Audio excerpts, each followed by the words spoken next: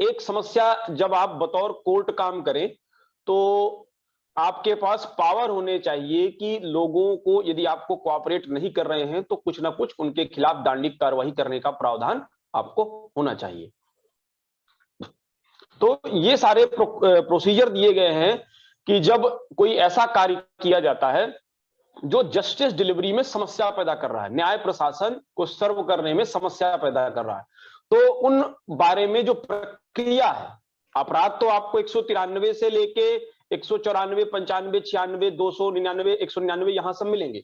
उन अपराधों के बारे में प्रक्रिया कैसी अपनाई जाएंगी, किस तरह से वो अपराध कोर्ट तक जाएंगे और किस तरह आरोपियों के खिलाफ मामले चलेंगे। तो इनको दो वर्गों में बांटा गया है। जो न्याय प्रशासन पर प्रभाव डालने वाले अपराध हैं, इनके लिए दो तरह की प्रक्रिया अपनाई गई है। एक प्रक्रिया ये अपनाई गई है कि एक रेगुलर उनके खिलाफ परिवाद पेश होगा और वो फिर परिवाद के हिसाब से जो अपराध उन्होंने किया है, 193 का किया है तो उसके लिए दंड पाएंगे, 467 का किया है तो उसके लिए दंड पाएंगे, जो अपराध उन्होंने किया है उसके लिए दंड पाएंगे। तो इसमें टाइम लगता है और जिस मजिस्ट्रेट के न्यायालय में या जिस न्यायालय के सामने ये अपराध किए जाते हैं वो दंड नहीं देता, वो मामले को किसी दूसरे जज के पास भेज देता है। एक प्रक्रिया ये होती है जो रेगुलर प्रक्रिया है। एक प्रक्रिया क्या होती है कि कभी कभी कोर्ट को तुरंत ही किसी व्यक्ति को दंडित करना जरूरी होता है। कोर्ट के सामने अपराध तो किया गया, लेकिन कोर्ट को लगता है कि इसको इतना ज्यादा दंड देने की जरूरत नहीं है कि इसको हम परिवाद पेश करें फिर इसका ट्रायल चले। कोर्ट को लगता है हम इसको 200 रुपए का जुर्माना कर दें, 5-6 दिन जेल भेज दें, इतने में सुधर जाएगा। तो दोनों प्रक्रिया अपन पढ़ेंगे। 340 में जो प्रक्रिया अपनाई गई है और दूसरी प्रक्रिया जो समरी ट्रायल करके कोर्ट को तुरंत इमीडिएट रिलीफ दिया गया। तो अब हमने पढ़ा था धारा 190। धारा 190 में आपने क्या पढ़ा था कि प्रथम श्रेणी न्यायिक मजिस्ट्रेट या सीजीएम द्वारा प्राधिकृत मजिस्ट्रेट तीन तरह से किसी मामले का कॉग्निजेंस ले सकता है: पुलिस रिपोर्ट पर, परिवाद पर या स्वयं के ज्ञान पर। परिवाद में यहां ये नहीं लिखा हुआ कि कौन व्यक्ति परिवाद लेके आएगा, पर जब हम धारा 195 की उपधारा 1 का खंड खा पढ़ते, धारा 195 की उपधारा 1 का खंड खा निकाल लीजिए, तो वहां अपराधों को देख लीजिए कौन कौन से अपराध। धारा 195 की उपधारा 1 का खंड खा, तो इन अपराधों को देखें कि कहता है कि भारतीय दंड संहिता की धारा 193 से 196, 199, 200, 205 से 211 इन अपराधों की बात हो रही है। या कि कोई एविडेंस या किसी दस्तावेज के बारे में कूटरचना की गई या किसी दस्तावेज के संबंध में मिथ्या रूप से रचा गया और उस दस्तावेज को किसी न्यायालय के सामने प्रस्तुत करके साक्ष्य के रूप में उपयोग में लाया गया, तो इन अपराधों की बात हो रही है। यदि ये अपराध किसी न्यायालय की प्रोसीडिंग के दौरान किए गए हैं तो 195 क्या कहती है, इनका संज्ञान मजिस्ट्रेट तभी लेगा जब ऐसे न्यायालय द्वारा परिवाद तैयार करके पेश किया जाता है। अभी हमने 190 में पढ़ा कि परिवाद कोई भी पेश कर सकता है, पर 195 कहता है कि इन अपराधों का परिवाद सिर्फ कौन पेश करेगा, वो न्यायालय पेश करेगा जिसके समक्ष अपराध किए गए। अब जब परिवाद पेश करेगा न्यायालय तो कहां पेश करेगा, उसके पहले क्या क्या तरीका अपनाएगा, ये जानने के लिए हमको जाना पड़ेगा 340। तो 340 पहला प्रश्न तो यही बनता है कि 340 किन अपराधों की बात करती है। तो ध्यान रखिएगा 340 धारा 195 की उपधारा 1 के खंड खा में बताए गए अपराधों की बात करती है। पहला प्रश्न तो यही है और यही हम कंफ्यूज होंगे। अभी देखेंगे 346 भी आएगा, तो 346 में अलग तरीका है। तो 340 किन अपराधों की बात करती है ये जरूर ध्यान रखिएगा कि 195 की उपधारा 1 के खंड खा में जो अपराध बताए गए हैं सिर्फ उनकी बात करती है। अब न्यायालय के समक्ष किसी व्यक्ति ने आवेदन दिया या अदरवाइज न्यायालय को खुद भी महसूस हो रहा है, क्या महसूस हो रहा है कि उसके न्यायालय में सीआरपीसी की धारा 195 की उपधारा 1 के खंड खा में बताया गया कोई अपराध किया गया। न्यायालय के सामने आवेदन आया या न्यायालय को खुद से ऐसा लग रहा है कि उसके सामने जो प्रोसीडिंग चल रही है उस प्रोसीडिंग में ऐसा कोई अपराध किया जाना न्यायालय को प्रतीत होता है। ठीक, तो न्यायालय क्या करेगा, एक छोटी सी इंक्वायरी करेगा। जिस न्यायालय के समक्ष अपराध किया गया है वो न्यायालय एक छोटी सी इंक्वायरी करेगा और यदि इंक्वायरी करने के बाद, इसको प्रारंभिक जांच भी कह सकते हैं, प्रारंभिक जांच करता है यह तय करने के लिए कि जो आवेदन आया है उस आवेदन के अनुसार कुछ हुआ भी है कि नहीं, या न्यायालय को जो महसूस हो रहा है उस पर न्यायालय कुछ अपना कोरोबरेशन ढूंढेगा, तो आवेदन आएगा, तब भी न्यायालय 340 के तहत काम करेगा, और यदि न्यायालय सुमोटो काम करता है तब भी 340 के तहत उसे प्रारंभिक जांच करनी पड़ेगी। देखिए, जिस न्यायालय के समक्ष न्यायालय क्या कर रहा है, सिर्फ प्रारंभिक जांच कर रहा है। किस बात के लिए जांच कर रहा है? कि वो ये तय कर पाए कि ये 195 की उपधारा 1 के खंड खा का कोई अपराध हुआ भी है कि नहीं। अब मान लीजिए न्यायालय ने जो जांच की, जांच में न्यायालय को लगा कि नहीं वास्तव में अपराध किया गया, तब आगे की प्रक्रिया बताती है। खंड का खा गा घा जो आपके हैं ये आगे की प्रक्रिया बताते हैं।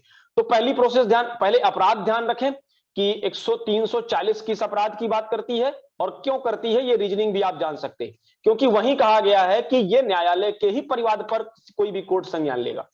तो परिवाद तैयार करने के पहले न्यायालय क्या करेगी, वो 340 का एप्लीकेशन किसी भी पार्टी की तरफ से आ सकता है, या न्यायालय सुमोटो भी काम कर सकती है। तो यदि न्यायालय को आवेदन आया या न्यायालय सुमोटो उसको ऐसा लगता है कि कोई अपराध हुआ है 195 वाला, तो वो प्रारंभिक जांच करेगी और प्रारंभिक जांच के निष्कर्ष अभिलिखित करेगी।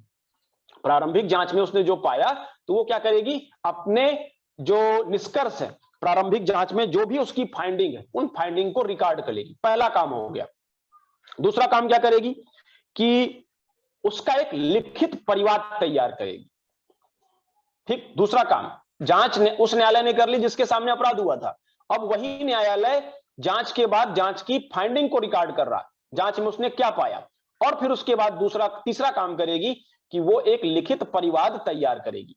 और लिखित परिवाद कहां पेश करेगी, जिस भी न्यायालय को टेरिटोरियल जुरिस्डिक्शन इस अपराध के विचारण का होगा। मान लीजिए कि अमूमन कोर्ट प्रोमाइसेस होते हैं, तो कोर्ट प्रोमाइसेस के पूरे क्षेत्र का किसी एक मजिस्ट्रेट के पास टेरिटोरियल जुरिस्डिक्शन होता है, तो 340 का परिवाद भी न्यायालय उसी सक्षम अधिकारिता वाले मजिस्ट्रेट के पास भेजेगी।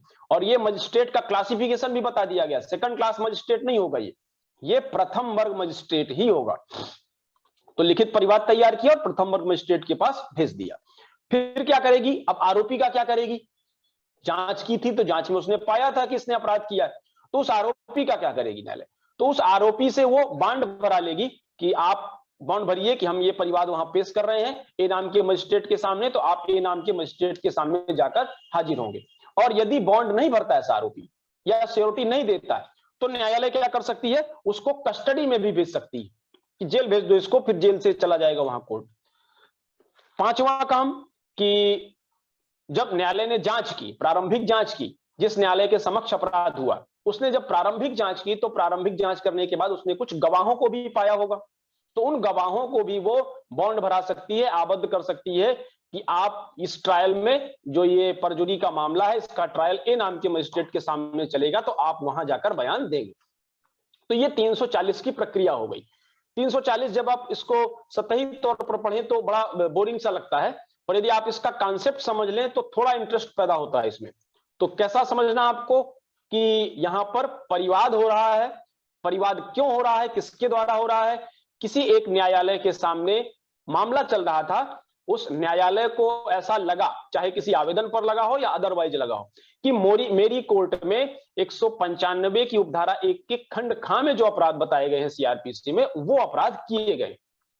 तो पहला काम न्यायालय क्या करेगा, सीधे परिवाद नहीं करेगा, पहले उसको अपने स्तर पर चीजों को जांच लेना, एक प्रारंभिक जांच करेगा, और जब जांच में पाएगा कि हाँ अपराध किया गया है तो उसके रिकॉर्ड करेगा, फाइंडिंग जांच के रिकॉर्ड करेगा, और फिर एक परिवाद तैयार कर सक्षम अधिकारिता वाले प्रथम वर्ग मजिस्ट्रेट के पास परिवाद भेज देगा। जब परिवाद भेजेगा तो आरोपी को भी भेजना पड़ेगा, तो आरोपी से वो बॉन्ड भरा सकता है कि आप जब हम वहां परिवाद भेजेंगे तो आप भी खुद से चले जाइएगा, और जो गवाह थे मामले के उन गवाहों को भी बॉन्ड भरा सकता है कि आप लोग भी जब मामला चलेगा तब कोर्ट के पास जाइएगा। तो ये 340 की उपधारा 1। अब उपधारा 2 पर आ जाते हैं। उपधारा 2 ये कहती है कि आपने 340 का आवेदन दिया, मान लीजिए आप डिफेंस लॉयर हैं या प्रोसिक्यूशन ऑफिसर, आपने 340 का आवेदन दिया कि साहब ये जो गवाह था, ये गवाह ने बदमाशी की, देखिए झूठ बोल रहा आपके सामने जानबूझकर, और आपके आवेदन को ना तो कोर्ट ने डिसाइड किया, ना तो उसको नामंजूर किया और ना ही परिवाद किया।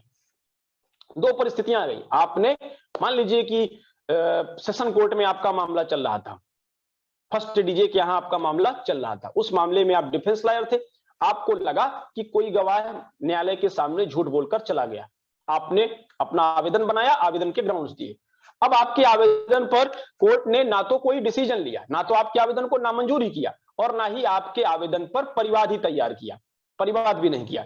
तो 340 की उपधारा 2 कहती है, यदि ऐसी स्थिति आती है कि जिस कोर्ट में आवेदन दिया गया है ना तो वो आवेदन को खारिज कर रहा है और ना ही आवेदन के अपेक्षानुसार परिवाद तैयार कर रहा है, तो 340 की उपधारा 2 ऐसे सेशन न्यायालय के या मजिस्ट्रेट न्यायालय के, जो भी न्यायालय हो, उसके अपीलांट कोर्ट को यह पावर देती है कि आप 340 के तहत परिवाद पेश कर दीजिए। तो 340(2) में अपीलांट कोर्ट को परिवाद पेश करने का पावर मिलता है कि यदि लोअर कोर्ट नहीं कर रहा है एंटरटेन, ना तो आवेदन को खारिज कर रहा है और ना ही परिवाद कर रहा है, तो अपीलांट कोर्ट चाहे तो परिवाद पेश कर सकती है। तो अब अपीलांट कोर्ट कौन सी होगी, ये जानने के लिए हमको वापस 195 की उपधारा 4 में जाना पड़ेगा कि जिस न्यायालय की बात हो रही है उस न्यायालय के दंडादेशों की या डिक्रियों की अपील जिस कोर्ट में होती है वही अपीलांट कोर्ट होगा। एक बार हम लोग इस पर बात कर चुके हैं, तो वापस ज्यादा समय देने की जरूरत नहीं है। अब आ जाते हैं कि जो ये परिवाद तैयार हुआ है, चाहे अपीलांट कोर्ट ने तैयार किया हो, चाहे जिस कोर्ट के सामने अपराध हुआ हो उसने तैयार किया हो, ये जो परिवाद तैयार हुआ इस पर दस्तखत कौन करेंगे? तो अपीलांट कोर्ट में आपको मिलेगा कि सेशन कोर्ट की बातें हाई कोर्ट जाती हैं अपील के रूप में। तो हाई कोर्ट यदि परिवाद तैयार करता है तो हाई कोर्ट को खुद हस्ताक्षर करने की जरूरत नहीं है कि हाई कोर्ट का पीठासीन अधिकारी हस्ताक्षर करे। हाई कोर्ट की तरफ से एक अधिकारी नियुक्त किया जाता है और वही परिवाद पर दस्तखत कर देता है। उपधारा 3, लोअर कोर्ट को समस्या आती थी, लोअर कोर्ट को कहा गया था कि आपको ही परिवाद तैयार करना पड़ेगा, आपको ही हस्ताक्षर करना पड़ेगा।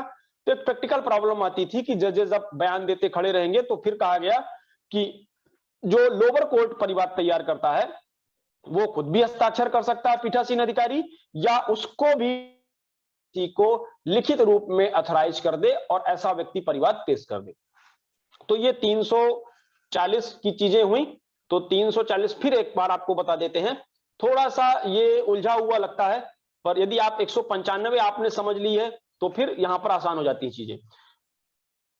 195 कहती है कि 195 ने कुछ अपराध बताए, धारा 193 का अपराध, धारा 196 का अपराध, 199 का, 200 का, 200 से 211, 205 से 211 तक के, या 228 का अपराध। कहता है कि यदि ये अपराध किसी न्यायालय के समक्ष हो गए हैं तो इन अपराधों का संज्ञान अब 190 के तहत नहीं होगा कि कोई भी व्यक्ति जाए परिवाद पेश कर दे। इन अपराधों का कॉग्निजेंस मजिस्ट्रेट तभी लेगा जबकि परिवाद वो न्यायालय पेश करे जिसके समक्ष अपराध हुआ है। ये 195 कह देता है। अब वो प्रक्रिया 195 नहीं बताता कि परिवाद कैसे तैयार किया जाएगा, कैसे पेश किया जाएगा। 340 195 एक खा के अपराधों के इंप्लीमेंटेशन की बात करती है कि वो परिवाद कैसे तैयार होगा। तो 340 यहां पे आ जाती है। तो 340 पहले ही बताती है कि हम किन अपराधों की बात कर रहे हैं, जो धारा 195 की उपधारा 1 के खंड खा में बताए गए अपराध, हम उन अपराधों की बात कर रहे हैं। उन अपराधों के लिए विसिल ब्लोवर कौन हो सकता है? कोई भी पक्षकार हो सकता है, कोई भी आवेदन दे सकता है, या कोर्ट को खुद भी ऐसा कोर्ट लगता है कि यह अपराध हुआ है तो कोर्ट कार्रवाई चालू कर सकती है। क्या कार्रवाई करेगी कोर्ट? यदि उसको लगा तो सीधे परिवाद नहीं पेश करेगी कोर्ट, पहले कोर्ट अपने स्तर पर एक जांच करेगी, इसको कहते हैं प्रारंभिक जांच। और जब जांच करेगी तो जांच के फाइंडिंग रिकॉर्ड करेगी। जांच में पाया कि हाँ परिवाद किया जाना जरूरी है, अपराध किया गया है, तो वो इसकी फाइंडिंग रिकॉर्ड करेगी और साथ ही एक लिखित परिवाद तैयार करेगी कोर्ट। और वो परिवाद कहां भेजेगी? उस परिवाद को सक्षम अधिकारिता वाले प्रथम वर्ग मजिस्ट्रेट के पास भेज देगी। जब मजिस्ट्रेट के पास लिख के मामला भेज दिया तो आरोपी को भी भेजना पड़ेगा, तब तो उसका ट्रायल चलेगा, तो आरोपी को भी भेज दिया गया। गवाहों को भी भेजना पड़ेगा, तो गवाहों से भी बॉन्ड भरा लिया गया।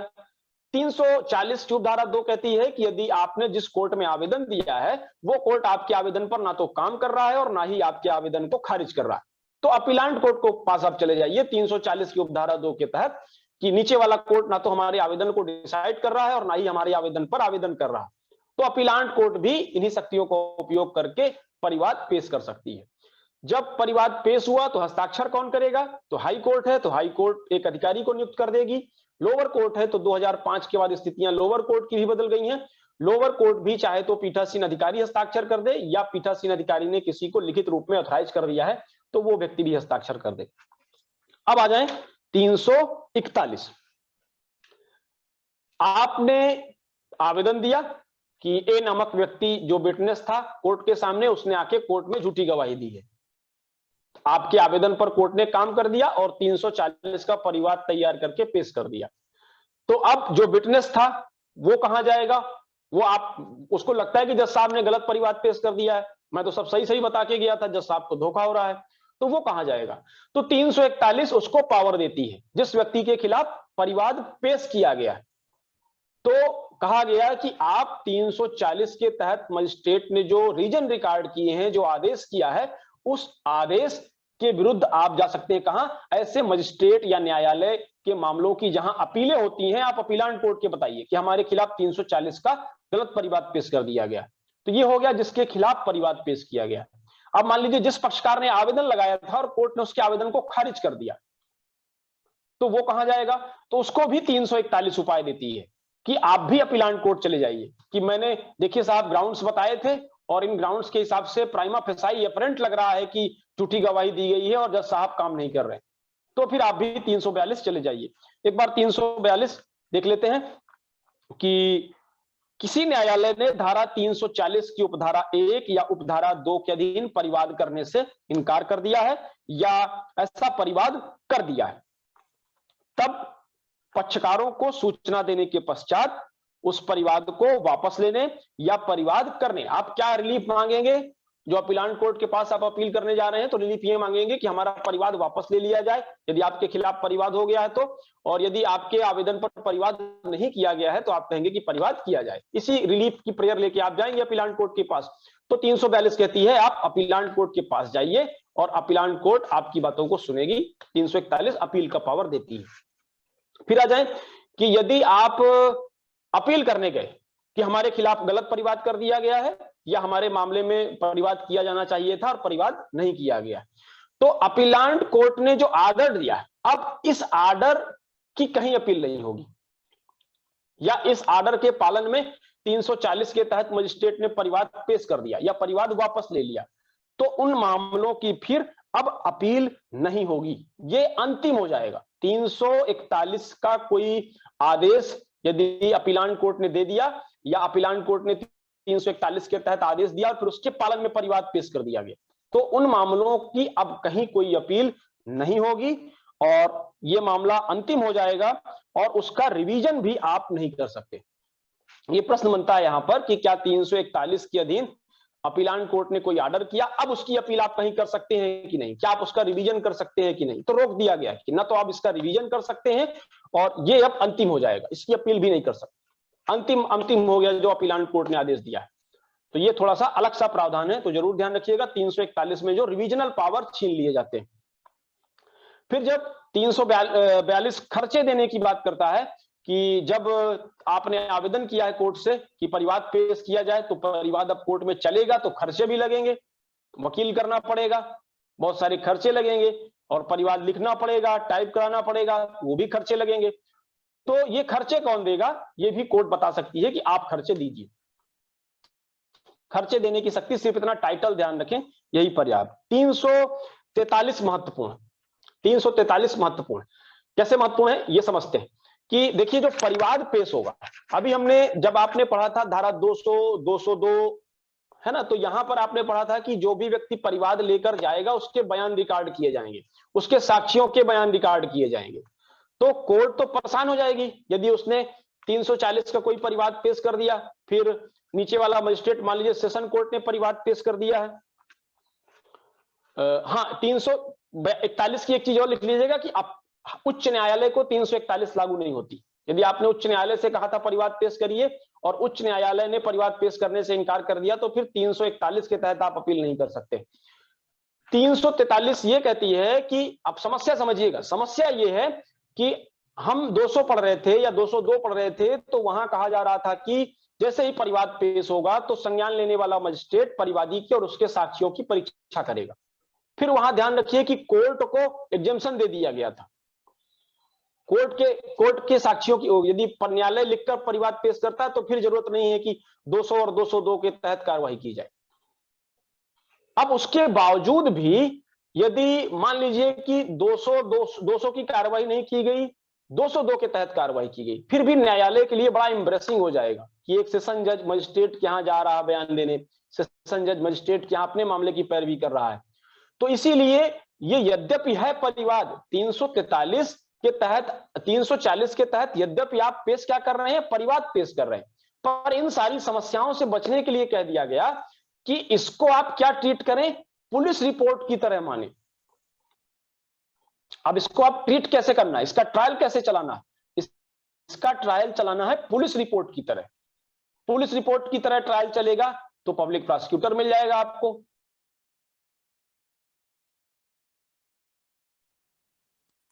दूसरी बात कि जब पुलिस रिपोर्ट की तरह मामला चलेगा तो उसमें देखेंगे कि बहुत सारी सुविधाएं, इजी गोइंग चीजें। और जब परिवाद पर आप मामला चलाएंगे तो परिवाद पर कई बार आपको बयान देने पड़ते हैं।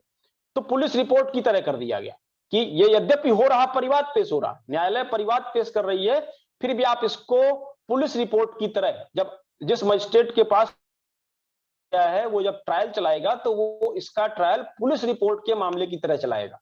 तो ये प्रश्न आता है कि जो 340 का परिवाद पेश किया गया है, उस परिवाद को का ट्रायल कैसे होगा। तो ध्यान रखिएगा, वो परिवाद है लेकिन उसका ट्रायल होगा पुलिस रिपोर्ट पर संस्थित मामले की तरह। ये बड़ा महत्वपूर्ण प्रश्न है और बड़ा उपयोगी है। जब आप प्रोसीजर समझेंगे तो बड़ा उपयोगी भी है। जब हम ट्रायल की प्रोसीजर समझेंगे, पुलिस रिपोर्ट के मामलों पर ट्रायल किस तरह चलता, तब आप समझ पाएंगे कि यहां क्यों उपाय किया गया। क्योंकि कोर्ट एम्बेरसमेंट में आ जाएगी, कोर्ट परेशान हो जाएगी यदि परिवाद पेश कर दिया तो, यदि ऐसा ना किया जाता। तो कह दिया गया कि ये यद्यपि परिवाद पेश हो रहा है, पर इसको ट्रीट कैसे करना है, इसको ट्रीट करना है कि ये पुलिस रिपोर्ट पर संस्थित मामला है और उसी तरह इसका ट्रायल करना है। फिर आ जाए कि जिस मजिस्ट्रेट के सामने आपने परिवाद पेश किया, अब ठीक है वो पुलिस रिपोर्ट की तरह उसको ट्रायल भी चालू कर दे रहा, लेकिन उसकी जानकारी में आता है, जिस मजिस्ट्रेट के सामने परिवाद पेश हुआ उसकी जानकारी में आता है कि जिन जज साहब ने परिवाद तैयार करके पेश किया है, उन जज साहब के जजमेंट की अपील हो गई है या उन जज साहब के आदेश का रिवीजन हो गया। ऐसे समझिएगा कि ए नामक मजिस्ट्रेट के यहां परजुरी का अपराध किया गया, मिथ्या साक्ष्य दिए गए, ए नामक मजिस्ट्रेट ने उस मामले में जांच की और जांच के बाद सक्षम अधिकारिता वाले बी नामक मजिस्ट्रेट के पास परिवाद तैयार करके पेश कर दिया। अब जब बी वाला मजिस्ट्रेट है तो बी नामक मजिस्ट्रेट ने उसका पुलिस रिपोर्ट पर संस्थित मामले की तरह ट्रायल भी चालू कर दिया।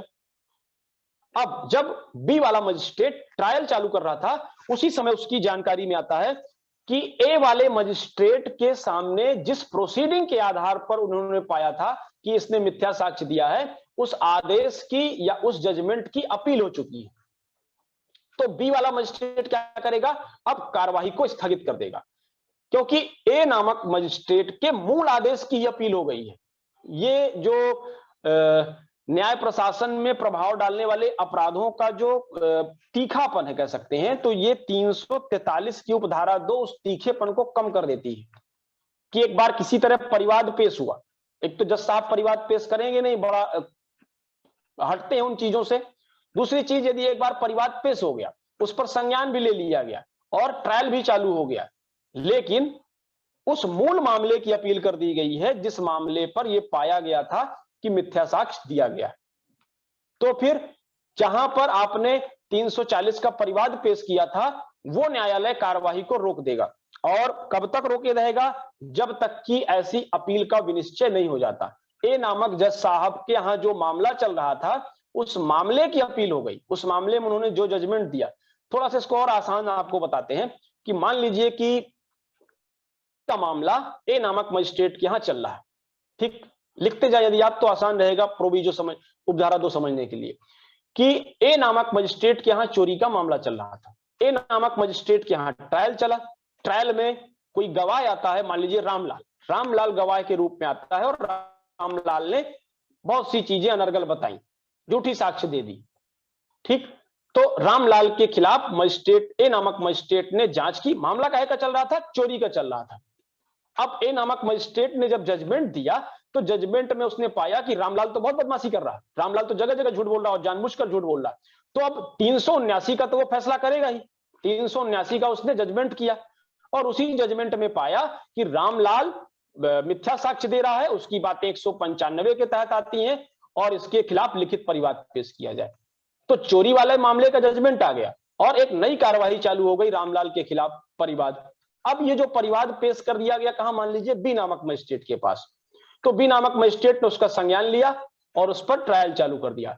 अब बी के पास यह बात चलती है कि ए नामक मजिस्ट्रेट ने जो चोरी के मामले में जजमेंट दिया था और इस जजमेंट में उन्होंने पाया था कि रामलाल ने झूठ बोला, उस जजमेंट की ही अपील हो गई। तो बी क्या करेगा, बी अब कार्रवाई को एडजर्न कर देगा, प्रोसीडिंग को एडजर्न कर देगा और तब तक एडजर्न करेगा जब तक कि चोरी के मामले की अपील डिसाइड नहीं हो जाती। तो अब ये देखिए तीखापन सारा खत्म हो गया कि अब वो तो एक ही अपील तो होगी ही। चोरी कोई भी मामला अमूमन अपील होती है, या तो स्टेट करती है या एक्यूज करता है। एक्विटल हुआ तो स्टेट करती है या कन्विक्शन हुआ तो एक्यूज करता है। अमूमन हर मामले की अपील होती है जो गंभीर रहते हैं। अब अपील हो गई तो फिर जो परिवाद आपने परजुरी का पेश किया था उसकी दुर्गत देखें, वो उसकी प्रोसीडिंग स्टे हो गई, उसकी प्रोसीडिंग एडजर्न हो गई। कब तक एडजर्न रहेंगी, जब तक कि अब अपील में उस चोरी के मामले को डिसाइड नहीं कर दिया जाता है। थोड़ा सा प्रावधान यहां पर उलझे हुए लगेंगे, पर धैर्य से सुने तो बातें समझ में आती।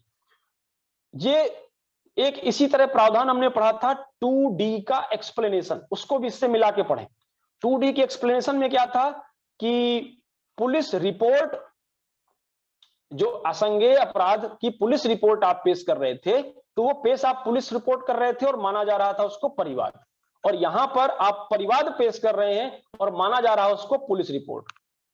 तो दो प्रावधान आपको मिलते हैं कि पुलिस रिपोर्ट को परिवाद माना जा रहा है और परिवाद को पुलिस रिपोर्ट माना जा रहा है। तो 343 में कोर्ट परिवाद पेश कर रही है, पर उस परिवाद को ऐसा माना जा रहा है कि वो पुलिस रिपोर्ट पर संस्थित हुआ।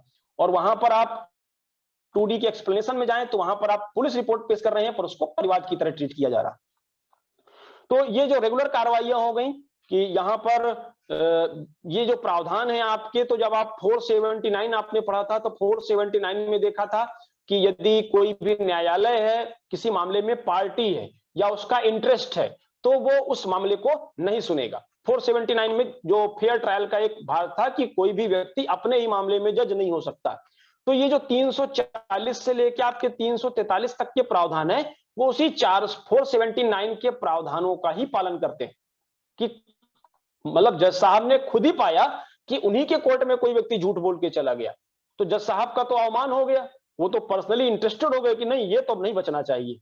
तो इसीलिए उन जज साहब से कहा गया कि आप सिर्फ जांच करें और यदि आपको लगता है तो आप दूसरे मजिस्ट्रेट के पास भेज दें, वो ट्रायल करेगा, आप ट्रायल नहीं करेंगे क्योंकि आप इसमें इंटरेस्टेड हो चुके हैं या आप इसमें पार्टी हैं, आप खुद ही परिवाद पेश कर रहे हैं तो आप पार्टी हो गए। तो 340 से लेके जो 343 तक के प्रावधान है वो कह सकते हैं कि पैरेलल चलते हैं 479 के प्रावधानों के, फेयर ट्रायल का जो बेसिक कॉन्सेप्ट है। अब जो दूसरे उपाय मिलते हैं आपको वो 344, 45, 46 और 48, यहां पर आपको दूसरे प्रावधान मिलेंगे। वो क्या मिलते हैं कि अब हमें एक तो था कि आप परिवाद पेश करें तो दूसरे कोर्ट में मामला चलेगा। कई जगह ऐसा भी हो सकता है कोर्ट को लगे, कोर्ट को इतनी पावर सीआरपीसी ने दी है, हालांकि ये फेयर ट्रायल के अपवाद है, फेयर ट्रायल के अपवाद है 344 से लेकर जो प्रावधान कि आप अपने ही मामले में सुनवाई कर रहे हैं, पर फिर भी कहा गया कि जो क्रिमिनल जस्टिस, जो जस्टिस सिस्टम है उसको तीखापन देने के लिए या कुछ सुचारू रूप से चलाने के लिए ऐसी चीजों की भी जरूरत है, यद्यपि वो बेसिक कॉन्सेप्ट के कंट्राडिक्शन में फिर भी जरूरत है। तो 344 का पहला प्रावधान आता है। 344 का प्रावधान क्या कहता है कि जज साहब हैं, मजिस्ट्रेट हो या सेशन जज हो, दोनों जज साहब हैं, तो दो जजों की बात करता है 344, पहला सेशन जज की बात करता है और दूसरा करता है जेएमएफसी की। तो 345 का पहला प्रश्न यही आता है कि किस पर लागू होता है, तो सेशन न्यायालय और जुडिशियल मजिस्ट्रेट फर्स्ट क्लास की बात कर रहा है।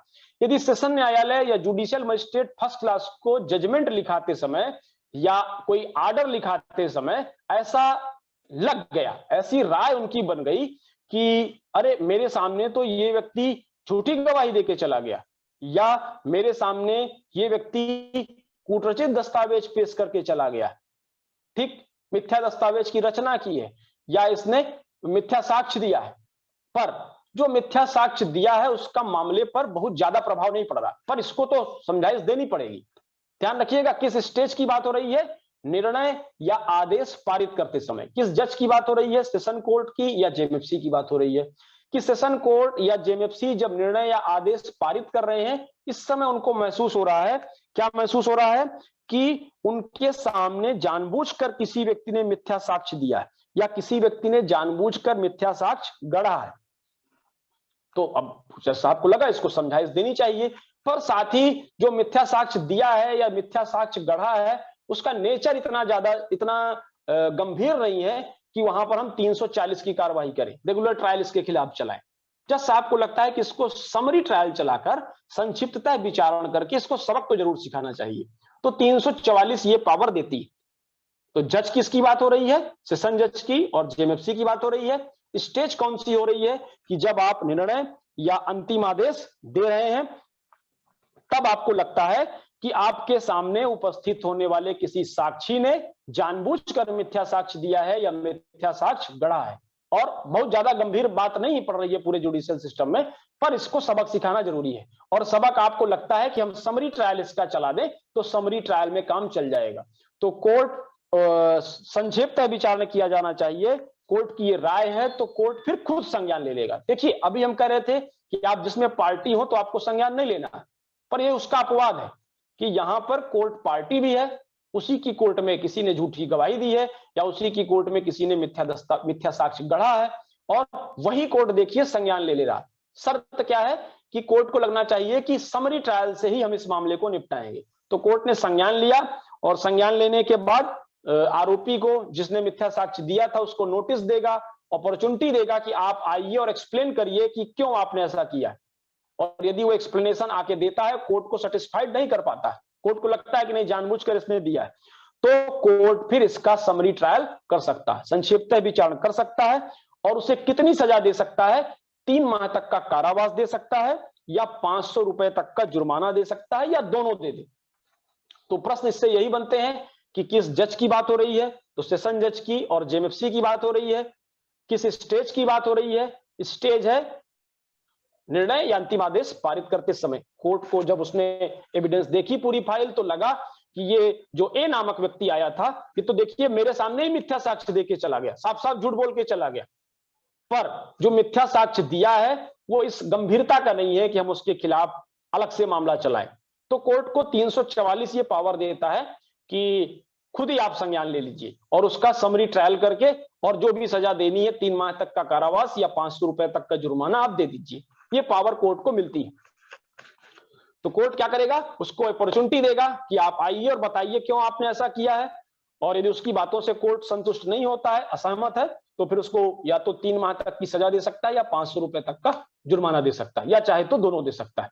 तो 345 के दंड को भी ध्यान रखें, कितना दंड दिया जा सकता है, 3 माह तक का कारावास और या फिर 500 रुपए तक का जुर्माना या दोनों। फिर जो ये 345 के तहत कोर्ट ने संज्ञान लिया है और उस संज्ञान का जो ट्रायल होगा, तो कौन सी प्रक्रिया अपनाएंगे हम लोग, समरी ट्रायल में अपनाई जाने वाली प्रक्रिया पढ़ेंगे अभी।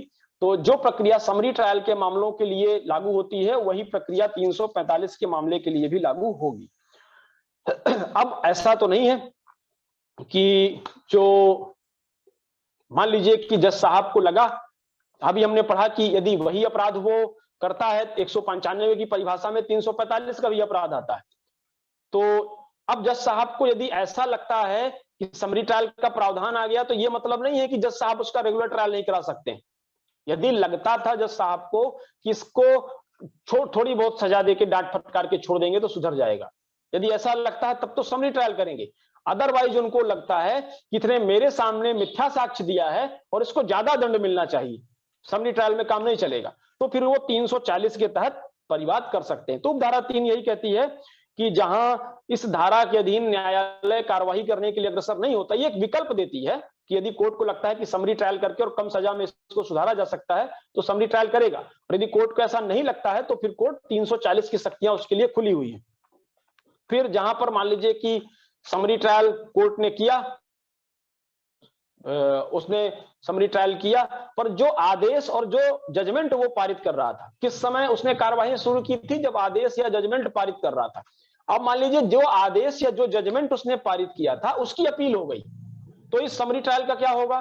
तो फिर वही अड़चन आ जाती है कि जैसे ही अपील हो गई तो फिर इस मिथ्या साक्ष्य वाले समरी ट्रायल को प्रोसीडिंग स्टॉपेज हो जाएंगी, रोक दी जाएंगी, स्टे कर दी जाएंगी। तो ये एक मतलब तीखापन जो सारा आता है परजुरी के मामलों को लेकर, ये खत्म कर देता है। जो आपका 345 की उपधारा 4 है या 343 की उपधारा 2 है, जो शार्पनेस है या कह सकते हैं तीखापन, सब खत्म हो जाता है कि अब जो जजमेंट या आदेश हुआ था यदि उसकी अपील हो गई तो उसी जजमेंट और आदेश में आपने पाया था कि ये झूठ बोल रहा है, तो अब उस जजमेंट की अपील हो गई जिसमें आपने पाया था और उसी के आधार पर ये समरी ट्रायल चल रहा था, तो फिर ये समरी ट्रायल भी रुक जाएगा, इसकी प्रोसीडिंग भी रोक दी जाएंगी। फिर इसी के आगे आते हैं 345 कहता है कंटेम्प्ट ऑफ कोर्ट।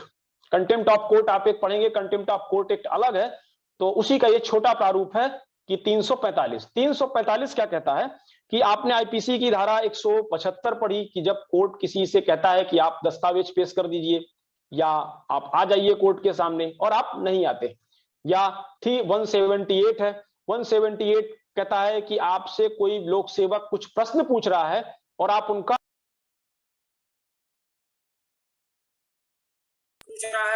उत्तर देने से इनकार कर देते हैं, या आ जाए उसके बाद कि आपने प्रश्न पूछा और उत्तर तो दिया लेकिन अब आप कहते हैं कि हम दस्तखत नहीं करेंगे इस पे।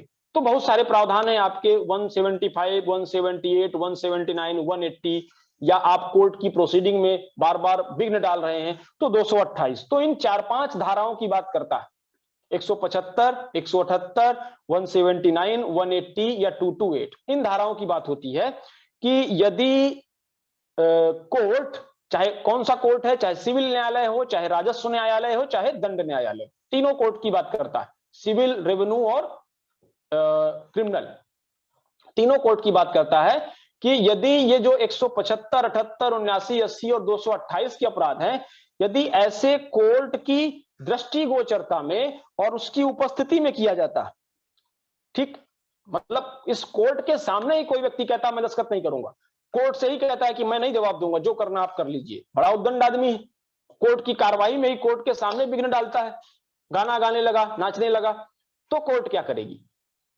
एक तो वो अपराध हो गया 175 वाला, उसका परिवाद पेश करे, पहला ऑप्शन ये है, या फिर दूसरा ऑप्शन मिलता उसको 345 में। 345 कहती है कि ऐसा सिविल कोर्ट, रेवेन्यू कोर्ट या क्रिमिनल कोर्ट क्या कर सकता है, ऐसे उद्दंड व्यक्ति को डिटेन कर सकता है, निरुद्ध कर सकता है। पहले तो उसको पकड़ के अंदर कर दिया, फिर न्यायालय उठने के पहले किसी भी समय उसके अपराध का संज्ञान ले सकता है। उद्दंड व्यक्ति था, कोर्ट कह रही है कि दस्तखत कर दो, कोर्ट कह रही है कि दस्तावेज लाके दे दो, दस्तावेज जेब में डाला हुआ, कोर्ट कह रही है कि निकाल के दे दो, नहीं दे रही, तो ऐसे उद्दंड व्यक्ति का क्या करेंगे आप? उसके खिलाफ परिवाद पेश करेंगे, तब तक तो वो काम खत्म हो जाएगा। तो इसीलिए कहा गया ये जो जस्टिस डिलीवरी सिस्टम है उसको थोड़ा सा मजबूती देने के लिए जो फेयर ट्रायल के सिद्धांत है उनको किनारे किया गया कि जिस कोर्ट के आदेश का पालन नहीं हो रहा है वो कोर्ट तो विक्टिम हो गया, वो कोर्ट तो पार्टी हो गया उसमें, पर उसी कोर्ट को पावर दिया जा रहा है कि आप इसको डिटेन कर लीजिए और फिर जब आप अपने काम से फुर्सत होने के पहले, न्यायालय उठने के पूर्व किसी भी समय आप इसके अपराध का संज्ञान ले लीजिए और फिर उसको अपॉर्चुनिटी दे दीजिए कि हाँ अब बताओ क्यों दस्तखत नहीं कर रहे थे, हाँ अब बताओ क्यों दस्तावेज पेश नहीं कर रहे थे। और यदि वो समाधानप्रद बातें आपको बता देता है तो ठीक, और यदि नहीं बता पाता है तो फिर आप उसको 200 रुपए तक का जुर्माना इंपोज कर सकते हैं। 345 आपको पावर देती है, कितना जुर्माना दे सकते हैं? 200 रुपए तक का जुर्माना। और अब उद्दंड आदमी ये कहता हम नहीं देंगे जुर्माना, जो हमको करना हो कर लीजिए, तो फिर जुर्माना देने में यदि वो व्यतिक्रम करता है तो फिर उसको 1 माह तक का कारावास भी आप दे सकते हैं, और जो कारावास होगा वो सादा होगा। मतलब उद्दंड आदमी है, ना तो दस्तखत कर रहा है, ना तो दस्तावेजें पेश कर रहा है, और ना ही कोर्ट को भी बताने से इनकार कर देता हम नहीं बताएंगे, जो करना हो कर लो आप। तो कोर्ट अब क्या करेगी? उसकी इस धमकी पर 345 उसको पावर देती है कि आप इसको डिटेन कर लीजिए, और जब आप अपने काम से फुर्सत होने के ठीक पहले, मतलब न्यायालय उठने के पहले तक आप इसका संज्ञान ले लीजिए इसकी बातों का, और फिर आप इसको एक अपॉर्चुनिटी दे दीजिए कि हाँ आप बताओ क्यों तुम ऐसा कर रहे थे। और यदि वो अपॉर्चुनिटी देने के बाद सेटिस्फेक्शन कोर्ट को नहीं होता है तो कोर्ट फिर उसको जुर्माना इंपोज कर सकती है कि 200 रुपए तक का जुर्माना लगा सकती है। और यदि वो जुर्माना भी नहीं देता है, जुर्माना देने में भी व्यतिक्रम करता है, तो फिर 1 माह तक का सादा कारावास दे सकती है। तो 345 आपके ये पावर आ गए। 345 में कोर्ट की कंटेम्प्ट कर रहा है, खड़े खड़े कोर्ट के सामने ही, तो 345 थोड़ा सा पावर देती है फेयर ट्रायल को दरकिनार करके। 479 के प्रावधानों को थोड़ा सा डाइल्यूट करके ये पावर कोर्ट को मिलता है। 228 के बारे में विशेष रूप से कहा गया उपधारा 3 में कि जब 228 का चार्ज आप उसके ऊपर लगाएं, 228 की बातों का कॉग्निजेंस लें, तो वहां पर उसको ये बताना पड़ेगा कि जब उसको आप एक्यूजेशन बताएंगे, एक्यूज्ड को कारण दर्शित करने का अवसर देंगे, तो उसको ये बताना पड़ेगा कि न्यायालय के किस प्रकार की कार्रवाई हो रही थी, कैसे न्यायालय में किस प्रकार की कार्रवाई हो रही थी, तब तो हम मान पाएंगे कि न्यायिक कार्रवाई थी या नहीं। दूसरा कि न्यायालय के कार्य में विघ्न डाला गया है, जिस न्यायालय के कार्य में विघ्न डाला है उसके यहाँ न्यायिक कार्रवाई किस स्टेज पर थी और विघ्न किस प्रकार डाला गया। जैसे आपको जब अविनाश सर आए थे तो उन्होंने बताया था कि एक्यूज्ड को एक्यूजेशन समझाना है ताकि वो समझ पाए। तो न्यायालय की कार्रवाई में विघ्न नाम का कोई अपराध नहीं है आईपीसी में, जैसा चोरी है, लूट है, हत्या है, डकैती है। आप हत्या डकैती एक शब्द लिख दिया तो सामने वाला बहुत सी चीजें समझ जाता है। पर जब 228 की बात आती है तो यहां पर आपको स्टेज भी बताना पड़ेगा कि क्यों आप मान रहे हैं उसको न्यायिक कार्रवाई का स्टेज भी बताना पड़ेगा, और यह भी बताना पड़ेगा कि किस रीति से उसने न्यायिक कार्रवाई में विघ्न डाला। 228 जो आपने पढ़ा होगा 212 या 13 में रीति बतानी पड़ती है, तो वो रीति यहां पर 228 के एक्यूजेशन पर बतानी पड़ेगी। फिर आ जाए 346। 345 में क्या लगा कि ये उद्दंड व्यक्ति था, और उद्दंड व्यक्ति को आपको लगता है कि इसको हम 200 रुपए जुर्माना दे देंगे तो ठीक हो जाएगा। पर यदि कोर्ट को लगता है कि नहीं, इसकी उद्दंडता की जो ग्रेविटी इतनी ज्यादा है कि इसको सिर्फ जुर्माना नहीं देना चाहिए, इसको जेल भी भेजा जाना चाहिए। और जेल ये नहीं कि जब जुर्माना देने से मना करे तब जेल, इसको अलग से ही जेल भेजना चाहिए सिर्फ इसी बात के लिए। या कोर्ट को कोई अन्य कारण लगता, 3 परिस्थितियां कोर्ट को लग रही। 345 का ही अपराध हुआ है, 345 की घटनाएं हुई हैं कि कोई व्यक्ति ना तो दस्तखत कर रहा है, ना जवाब दे रहा है, और जवाब दे रहा है तो झूठी बातें बता रहा है या न्यायालय की कार्रवाई में विघ्न डाल रहा है। तो कोर्ट को यदि लगता है कि नहीं, ये इतना उद्दंड है कि इसको सिर्फ जुर्माना नहीं देना चाहिए, या इसको सिर्फ कारावास, जब जुर्माना देने से मना करे तब कारावास नहीं, सीधे कारावास भेज देना चाहिए, या अदर कारण कोर्ट को लगते हैं। 3 परिस्थितियां लग रही हैं। पहली तीनों परिस्थितियां इसमें दी हैं कि कोर्ट को लगता है कि जुर्माना देने से, प्रतिक्रम करने से अन्यथा कारावासित करना चाहिए। मतलब इसको कारावास ये नहीं कि हम इसको जुर्माना आरोपित करें, जब जुर्माना देने से मना करे तब कारावास भेजे, इसको सीधे जेल भेज देना चाहिए, या इस पर 200 रुपए से अधिक का जुर्माना लगाना चाहिए, या अदरवाइज कोर्ट को ऐसा लगता है कि इसके खिलाफ गंभीर कार्रवाइयां करनी चाहिए। तो कोर्ट क्या करेगा, फिर एक प्रतिवेदन तैयार करेगा, कारण अभिलिखित करेगा, और कारण अभिलिखित करने के बाद जिस भी न्यायालय को उन ऐसे अपराधों पर अधिकारिता होगी संज्ञान रखने की, उनके पास भेज देगा। अब ये फिर 479 आ गया कि हल्का फुल्का दंड देना था तो आप दे लीजिए 345 पर यदि कोर्ट को लगता है कि ज्यादा दंड देना चाहिए तो फिर तो आप इसका ट्रायल मत करिए, क्योंकि फेयर ट्रायल आपको रोक देगा। जब कम दंड देना था, 200 रुपए तक का जुर्माना देना था, तो हम आपका फेयर ट्रायल का सिद्धांत किनारे कर देते हैं, आप खुद ही सजा दे लीजिए। पर यदि लगता है कि ज्यादा सजा देनी है, या इसको 200 रुपए से ज्यादा जुर्माना देना है, या जेल भेजना है, तो फिर आप इसका मामला मत देखिए। आप मामला वही 340 यहां लागू नहीं होगी, पर 340 का नेचर यहां पर लागू होगा कि फिर आप एक परिवाद की तरह आप एप्लीकेशन बनाएं, परिवाद तैयार करें, और कंसर्निंग मजिस्ट्रेट के पास, दूसरे मजिस्ट्रेट के पास, दूसरे जज के पास, जिसको भी अधिकारिता है, क्षेत्राधिकारिता, उसके पास भेज दें। ठीक। अब फिर जब आपने 346 के तहत मामला भेजा है दूसरे के पास, तो फिर वही पुलिस रिपोर्ट पर संस्थित मामले वाली बात आ गई कि फिर इस मामले को पुलिस रिपोर्ट पर संस्थित मामले के तहत सामने वाला मजिस्ट्रेट संज्ञान लेगा और उसी तरह ट्रीट करेगा। ध्यान रखिएगा, यहां 340 के प्रावधान लागू नहीं होते। क्यों? क्योंकि 346 किन अपराधों की बात करती है, जो 345 में बताए गए हैं, 178, 75, 79, 80, 228, उनकी बात करती है 346।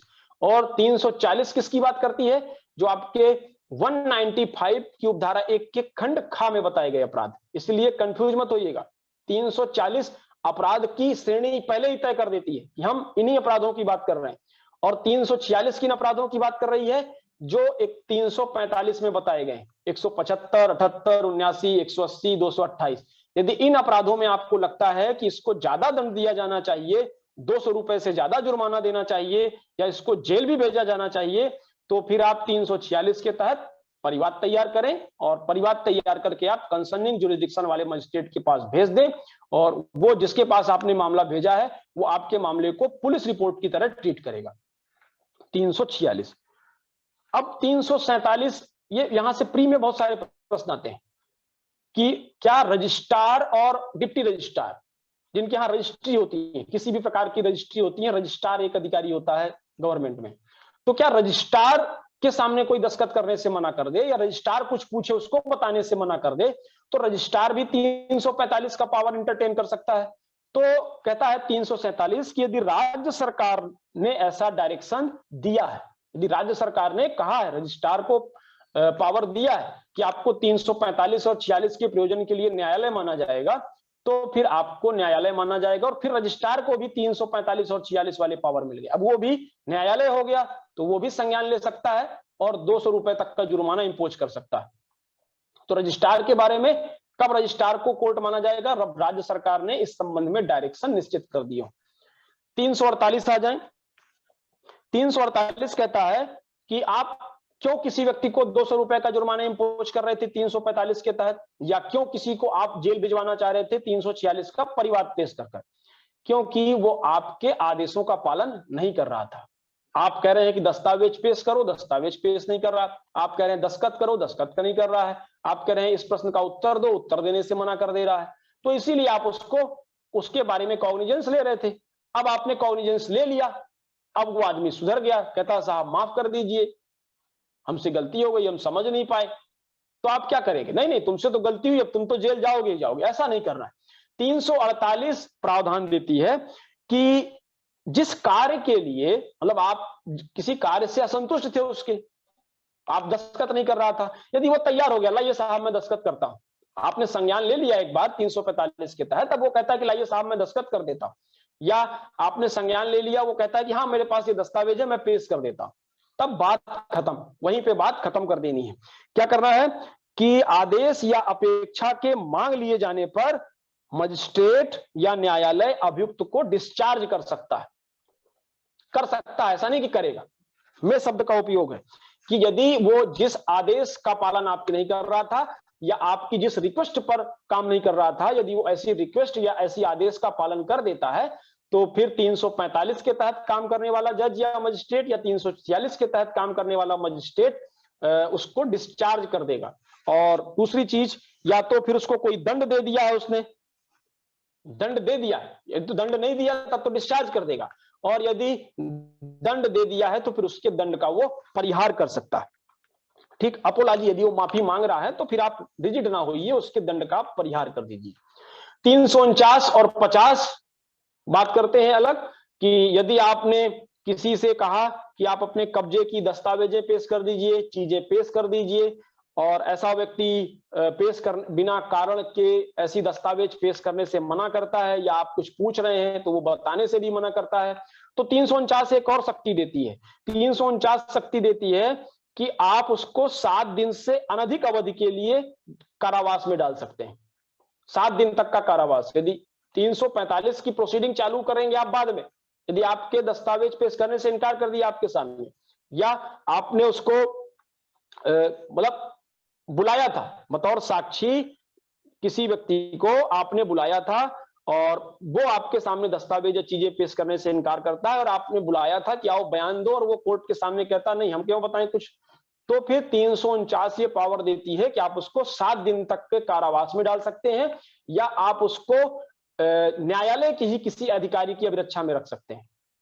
अब इन दोनों ही परिस्थितियों में यदि वो डटा रहता है, आपने उसको जेल भेजा तो वो जेल भेज दिया, तब भी वो डटा है कि नहीं नहीं हम नहीं पेश करेंगे, या आपने न्यायालय के अधिकारी के पास उसकी कस्टडी दे दी फिर भी वो डटा हुआ अपनी बात पर, तो फिर आप 345 या 346 की प्रक्रिया अपना सकते हैं। मतलब 345 और 46 से पहले एक उपाय फिर मिल गया आपको 349 में, कि आप उसको 7 दिन तक कस्टडी में डाल सकते हैं, और यदि वो डटा हुआ अपनी बातों पर कि हम नहीं देंगे दस्तावेज या हम नहीं बताएंगे आपको कुछ, तो फिर आप 345 और 346 के तहत कार्रवाई कर सकते हैं। फिर आ जाए 350। 350 कहता है कि आपने सम्मन के द्वारा किसी को बुलाया, सम्मन दिया आपने कि दस्तावेज पेश करो, ये सम्मन दिया कि आओ हमारे सामने कुछ बचाओ साक्षी के रूप में, और वो आया ही नहीं आपके पास, या आया तो नमस्ते करके चला गया। आपने उसको बुलाया था कि डॉक्यूमेंट प्रोड्यूस करो, या आपने उसको बुलाया था कि बतौर विटनेस चीजें तुमसे पूछी जाएंगी तो बताना, तो या तो आया ही नहीं, और आया तो आपकी अनुमति लिए बगैर चला गया।